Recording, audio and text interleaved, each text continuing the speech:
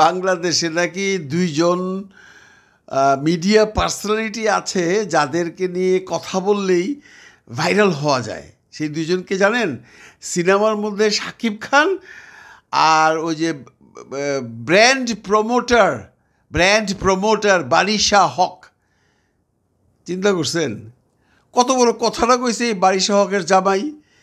এবারটা কী করে আমি জানি না, চেহারা দেখে তো মনে হইল না যে খুব ভালো একটা শিক্ষিত কোনো মানুষ, কারণ কথাবার্তার মধ্যে এমন কিছু পাই নাই। জায়গা সেটা মূল বিষয় না। এই ভদ্রলোক এই যে সংবাদ সম্মেলন করলো গতকালকে বা গত পরশু দিন, দুইটা অবজেকশনেবল কথা বলছে। একটা হলো তার বউয়ের সাথে তুলনা করছে শাকিব খানরে, আরেকটা হইল অপু বিশ্বাস নাকি হাফ প্যান্ট পরে মানে আধা ন্যাংটা অবস্থায় অভিনয় করে। দুইটাই অবজেকশনেবল কথা। এটা যদি অপু বিশ্বাসকে না বলে বুবলিকে বলতো তাও আমি কমপ্লেন করতাম, যদিও বুবলিকে সম্বন্ধে বলবে না, কারণ বুবলি তাদের এখন ঘরের মহিলা। আসলে ঘটনাটা কি দেখেন, বহুদিন যাবৎ, আজকে প্রায় 4-5 দিন যাবৎ এই বারিশা হক আর রুবায়েত ফাতেমা তনি ওই যে ভদ্রলোককে, একজন বয়স্ক ভদ্রলোককে বিয়ে করছিলেন, একজন উনি হলেন নারী উদ্যোক্তা, ওদের মধ্যে একটা ঝামেলা চলতেছে। ঝামেলাটা শুরু হয়েছিল বহুদিন আগে, একটা টক শো থেকে শুরু হয়েছিল। সেটা ধীরে ধীরে ধীরে ধীরে বিরাট আকার ধারণ করছে এবং এখন ইদানিং মানে ভার্চুয়াল মিডিয়া গরম তাদের দুজনকে নিয়ে, সবাই তাদেরকে নিয়ে ভিডিও বানাইতেছে। আমি বানাইতাম না। দেখেন এর আগে এই যে বর্ষা, তারপরে বর্ষার জামাই রাসেল মিয়া, তারপরে বর্ষার বর্তমান জামাই ওই এক সাংবাদিক ভদ্রলোক, নামটা ভুলে গেলাম। তারপর বর্ষা ভার্সেস কী নাম, এই আমাদের যে নায়ক মুন্না খান, তাদেরকে নিয়ে বেশ আলোচনা চলতেছে। এর আগে লায়লা মামুনকে নিয়ে আলোচনা হয়েছে। আমি কিন্তু এই সমস্ত ভিডিও বানাই না, আমি শাকিব খানের নামটা আছে বলে এই ভিডিওটা বানাচ্ছি।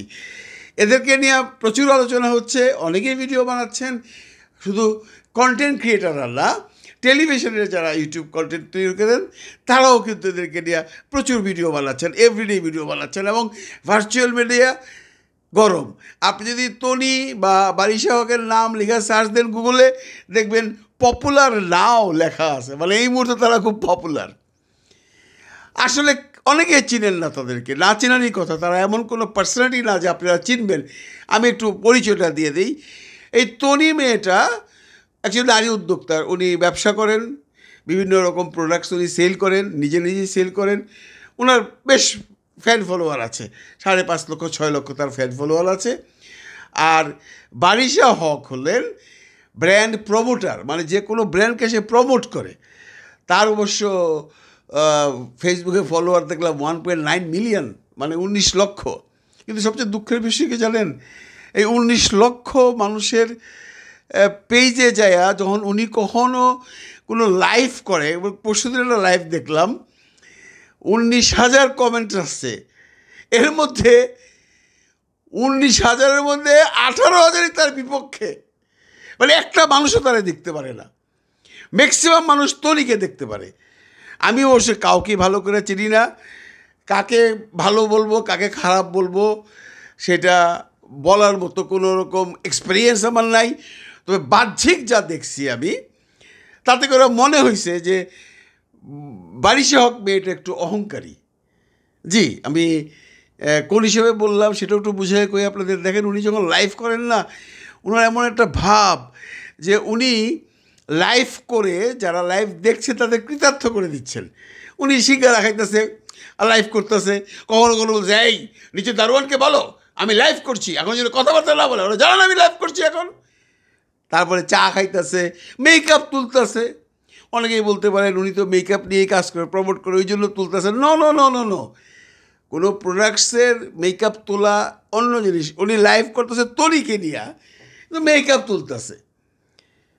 তোমার ভাই মেকআপ তোলার সময় কথা কইতে হইব, তোমার সিঙ্গারা খাওয়ার সময় কথা কইতে হইব, তোমার চা খাওয়ার সময় কথা কইতে হইব, তোমার লাইভ করার সময় তোমার কাজের লোকের সাথে কথা কইতে হইব। আর ওনার মধ্যে এমন একটা ভাব যে মানে আহমকিয়া হনুরে, মানে she is the superstar of our country, তাকে ছাড়া কোনো ব্র্যান্ড প্রমোটার নাই বাংলাদেশে। তো এদের দুইজনের মধ্যে একটা গণ্ডগোল বহুদিন যাবতীয় চলতেছে। তলির সাপোর্টার অনেক বেশি। আমি যারা দেখলাম ম্যাক্সিমাম মানুষ তনিকে সাপোর্ট করে।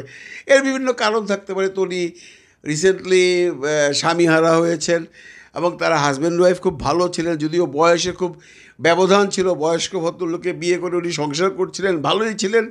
হঠাৎ করে তার হাজব্যান্ডটা মারা গেছেন, এর জন্য পাবলিক সিম্প্যাথিও তার দিকে একটু বেশি, আমারও ব্যক্তিগতভাবে তার দিকে বেশি। কিন্তু তার মধ্যে কোনো অহমিকা নেই, ফাটফাট ফাটফাট কথা বলতে মুখে গালাগালি একটু বেশি করে, যেটা আমি তরিকে বলবো অশুভন কথাবার্তা ভার্চুয়াল মিডিয়াতে বললেন না তরি।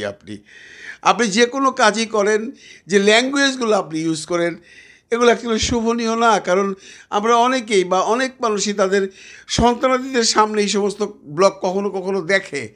আপনি সেই গালাগালি শুনলে না মানুষ পছন্দ করে না, এই আপনার একটা নেগেটিভ দিক। Otherwise everything is fine.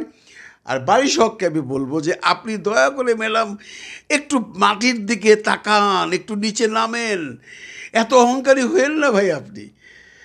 আপনি নিজেই বলতেছেন যে আপনি আর কখনো লাইভ করবেন না, পরশুদিনের আগের দিনের ঘটনা। আবার একটু পরে বলতেছেন আমি লাইভ করব। আমি দেখলাম আপনি আজকেও একটা স্ট্যাটাস দিয়েছেন আপনি এই লাইন ছেড়ে দিবেন। আসলে কি ছাড়বেন না? তো কেন বলেন এই সমস্ত কথা? আমার তো মনে হয় আপনার এই ফেসবুকে লাইভ করাই আপনার মেন ব্যবসা। হ্যাঁ, আমি দায়িত্ব নিয়েই বলতেছি, এটি আপনার মেন ব্যবসা। কারণ কি দেখেন, ওই যে হেলিকপ্টার কেলেঙ্কারি যেটা হয়েছিল, এটা বোধহয় অনেকেই জানেন না। আমি ছোট্ট করে বলি, রোজা আফরোজ নামে ব্রিটেন থেকে একজন মহিলা আসছিল, একটা হেলিকপ্টার ভাড়া করছিল। যে হেলিকপ্টারের মালিক বা ওইখানকার ডিরেক্টর ওই তলির এই বারিশ হকের হাজব্যান্ড, কি ইয়ার ট্যাক্সি না কি একটা কোম্পানি, চকলেট মেরুন কালারের একটা হেলিকপ্টার ভাড়া করছে। সেই হেলিকপ্টার সে ভাড়া করে নেওয়ার পরেও তাকে শুটিং করতে না দিয়ে ওই মহিলার ভার্সন, মহিলার জবানবন্দি, মানে রোজা আফরোজ বলতে চাচ্ছে যে আমার বুকিং করা হেলিকপ্টার যখন যেগুলো পৌঁছতো তখন আমি হেলিকপ্টার পাই নাই, বারিশ হক হেলিকপ্টারে কাজ করছে। কিন্তু বারিশ হক পরে একসময় বলছে না না না, আমি ওনারটা কেন কাজ করবো, আমি আমার কাজ করছি এবং আমি তো ওনার পরে কাজ করছি, ওনার সাথে আমার দেখাই হয় নাই। আচ্ছা, আপনারা যদি এই বারিশ হকের ফেসবুকে যান, গিয়ে দেখবেন ওই হেলিকপ্টারের দিন যে শুটিংগুলো হয়েছে, মিনিমাম 70টা 1 মিনিটের রিল সে ছাড়ছে। এখন প্রশ্ন হলো 70টা 1 মিনিটের রিল ছাড়তে হইলে কতক্ষণ শুটিং করতে হয়? শুটিংয়ের মধ্যে এখানে রিল করতেছে। উনি কখনো ওয়্যারলেস হাতে নিয়ে এইটা বলছে এই হিরোইন রেডি, এই হিরো রেডি, এবং উনি পরিচয় দিয়েছেন উনি ওই সিনেমাটার মানে ওই অ্যাক্টার অ্যাসিস্ট্যান্ট কোরিওগ্রাফার। তার মানে ওনার মুকুটে আরেকটা নতুন পালক যোগ হইল। 1 নম্বর উনি হলেন বাংলাদেশের number 1 best brand promoter, number 2 she is an beautician, number 3 উনি একজন অ্যাসিস্ট্যান্ট কোরিওগ্রাফার, অ্যান্ড অনেক কিছু জানে উনি। তো ওনাকে মানুষ পছন্দ করে না। আমি যেটা হিসাব করলাম ওনার এই আত্মহংকারের জন্য। ম্যাডাম, আপনি যে বললেন যে সংবাদ সম্মেলন করে যে কথাগুলো, আপনাদের কাছে প্রমাণ আছে। রোজা আফরোজ নামে ভদ্রমহিলা লন্ডনে থাকে, ওনার ক্যারেক্টার ভালো না, ওনাকে কেউ দেখতে পারে না। আপনার জামাই কিছুদিন আগে গেছিল, উনি খোঁজ খবর নিয়ে আসছেন।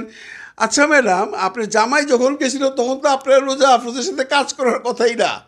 রোজা আফরোজ তো সে 3-4 দিন আগে বা 5 দিন আগে বাংলাদেশে এসে আপনাদের ট্যাক্সি কি এই ইয়ার ট্যাক্সিটা মানে হেলিকপ্টারটা ভাড়া করলো। তো তখন আপনার রোজা আফরোজের খবর নিলেন কেন? আপনারা যদি বলতেন আপনারা পরে খবর নিচ্ছেন তাও বিশ্বাস করতো। আপনার জামাই বলতেছে ওখানে পয়সা যে আমি কিছুদিন আগে লন্ডন গিয়েছিলাম, ওখানে খবর পেয়েছি ওনার এরকম বেশ বদনাম আছে। আপনি যাকে চিনতেন না তার খবর নিতে যান কেন? আপনি যেমন আপনার জামাইও তো বলে, আপনার জামাই যে সমস্ত কথাবার্তা বলছে এর জন্য আজকে আমি ব্লগটা বানাইছি। আপনার সাথে তুলনা করে সাকিব খানের বাধা দিতে পারেন না? কি বাধা দিলে মানে জামাই নাকি ভয় পান? মনে তো হয় না, মনে তো জামাই আপনার ভয় পায়। জামাই তো কথা কইতে পারে না, জামাইয়ের কথা তো আপনি মুখের থেকে টাইনা নিয়ে কথা কইয়া দেন। তো জামাইরে শিখাই আনেন নাই যে সাকিবের সাথে আবার তুলনা করো না? নাকি শুনে আপনার খুব ভালো লাগছে যে হ্যাঁ আমার সাথে সাকিবের তুলনা করছে? হ্যাঁ ভালো লাগছে, আপনার ভালো লাগছে এবং এগুলো আপনারা শিখেই আসছেন। আর অপু বিশ্বাসের নামটা এখানে কেন আসলো রে ভাই? প্রবলেম হয়েছে আপনার সাথে তনির, প্রবলেম হয়েছে আপনার সাথে আফরোজা রোজি আফরোজা রোজের সাথে, প্রবলেম হয়েছে ওই মহিলার সাথে, তনির সাথে এবং আর রোজা আফরোজের সাথে। আপনারা এর অপবিশ্বাসকে টানেন কেন? What is this? আপনি শাকিব খানের নাম বলতে বলে কি আপনার সাথে শাকিব খানের সাথে যায়? আপনি কি মনে করছেন নিজেকে? আপনি আর শাকিব খান বাংলাদেশের নাম্বার 1 মেগাস্টার, আর আপনি বাংলাদেশের মেগাস্টার নি? মানে কয়জন চিনে আপনাকে রে ভাই? আপনার 1.9 মিলিয়ন ফলোয়ার থাকতে পারে। এত বড় দেশের মধ্যে আপনি ব্র্যান্ড প্রমোটার, আপনার কাছ থেকে জিনিসপত্র কেনার জন্য আপনার অনেক ফ্যান ফলোয়ার থাকতে পারে। তার মানে আপনি শাকিব খানের সাথে চলে গেলেন, শাকিব খানের সমসাময়িক হয়ে গেলেন এবং ওইটাকে আপনি অ্যাপ্রিসিয়েট করলেন, খুব ভালোভাবে গ্রহণ করলেন। This is not fair.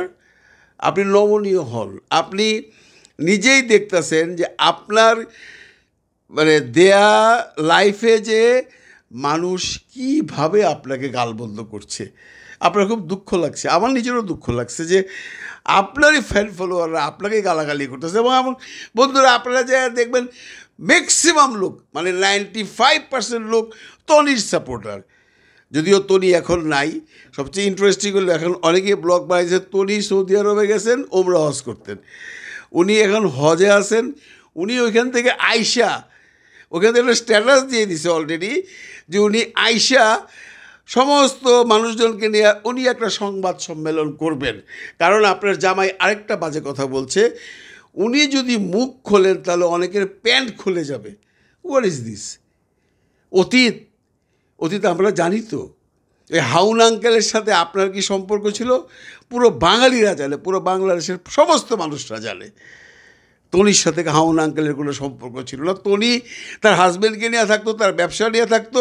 হ্যাঁ, বেশি বাজে কথা বলতো। আমি আবারও বলছি, তনিকে বাজে কথা বলা বন্ধ করেন, আপনি সুন্দরভাবে উপস্থাপন করেন। কারণ বাজে কথা বললে আপনি ভাইবেন না তনি যে আপনি খুব পপুলার হয়ে যাচ্ছেন। যদিও বারিশ হক বলছে তার সম্বন্ধে আলোচনা করে নাকি আপনি পপুলার হয়েছেন, আমি মানলাম না। কারণ বারিশ হক এমন কোনো পপুলার পার্সন নন যে তার সম্বন্ধে আলোচনা করে আপনাকে পপুলারিটি দিতে হবে। That is not correct. Anyway, তনিকে বলবো, তনি আপনি যাই করেন ভাষার সংযত হন। এবং বারিশ হককে বলবো, দয়া করে এইসব নোংরামি বাদ দেন।